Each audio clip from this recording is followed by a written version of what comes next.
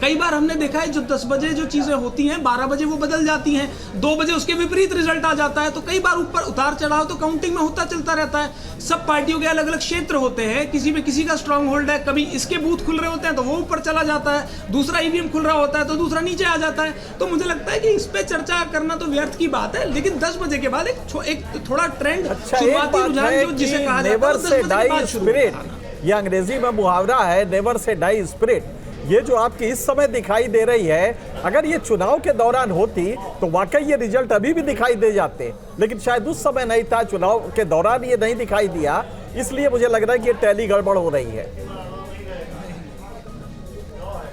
आपकी आंखें कांग्रेस पार्टी को देखना नहीं चाहती थी, इसलिए नहीं दिखी होगी शायद।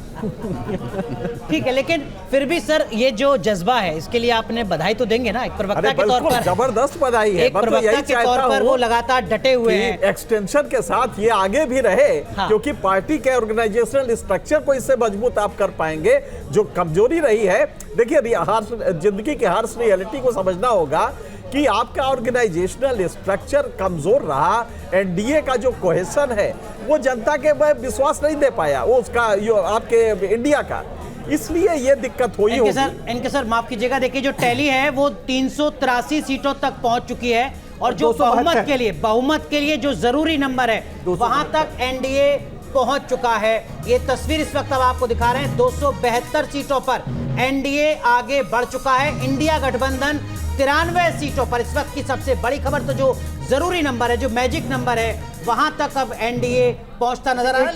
एक प्रश्न मुझे राहुल जी से पूछना है। राहुल जी, 272 अभी मतलब बहुमत का तो ये आंकड़ा 272 हो गया, मैं मान लिया, सब कुछ हम मान भी रहे हैं कि अर्ली ट्रेंड है, उसी को लेकर चलते हैं। तो क्या ये अर्ली ट्रेंड 11-12 बजे तक आपको लगता है कि पूरा विपरीत हो जाने का? असंभव, उसकी कोई संभावना नहीं है।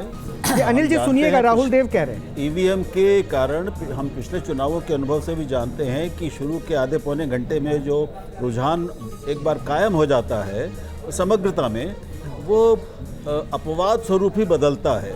तो इसमें सीटों के में ऊपर नीचे निश्चित रूप से होगा, और कई जगह हमें चौंकाने वाले नतीजे आएंगे कुछ इंडिविजुअल सीटों पर, लेकिन कुल मिलाकर स्थिति बदल जाएगी या उलट जाएगी, इसकी कोई संभावना मैं दूर दूर तक नहीं। तो ये नई संसद की तस्वीर और उस नई संसद में 2024 के चुनावी नतीजों की तस्वीर कैसी है, वो आप ये ग्राफिक्स के जरिए देख रहे हैं। 274 सीटों पर एनडीए गठबंधन आगे चल रहा है, 393 ट्रेंड है, 393 सीटों का ट्रेंड। अभी तो सिर्फ रुझान सही कह रहे हैं रोहित, 393 सीटों का आया है। वहीं दूसरी तरफ इंडिया गठबंधन 198 सीटों पर, हालांकि 100 सीटों पर आगे पहुंच चुका है जो अपडेटेड टैली है, और अन्य के खाते में 18 सीटें। शिवम, अब लगता है अब तो कम से कम आपको शुभकामनाएं ले लेनी चाहिए, और टी शर्ट का जवाब भी दे दीजिएगा अनिल यादव।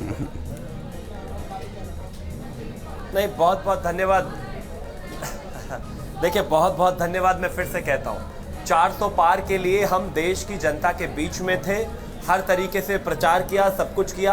हम जानते हैं 400 आएंगी, लेकिन आज टैली आप बताएंगे ये जवाब अनिल यादव को है 400 की टी शर्ट को लेकर। और जहां तक बात बधाई की है, मैं फिर से कहना चाहता हूं, हम हमेशा से ही कॉन्फिडेंट थे। मंडी सीट से कंगना रनौत आगे हो गई है। 12 बजे के बाद के लिए मैं तो ये कहूंगा कि न्यूज नेशन का ऑफिस भी बड़ा है, न्यूज नेशन का ऑफिस भी बड़ा है, और कांग्रेस के और इंडिया अलायंस के प्रवक्ता आपको ढूंढे नहीं मिलेंगे। बेहतर होगा इनको परमानेंट वहीं बुला लीजिए, वरना 12 बजे के बाद राष्ट्रीय विमर्श करना पड़ेगा भारतीय जनता पार्टी का कार्यकर्ता विद पत्रकार, क्योंकि 12 बजे के बाद ये नहीं दिखाई देगा। अभी कॉन्फिडेंस अच्छा है, ठीक है, दिखाना चाहिए, लेकिन रियलिटी तो ये भी जानते हैं ना अल्टीमेटली।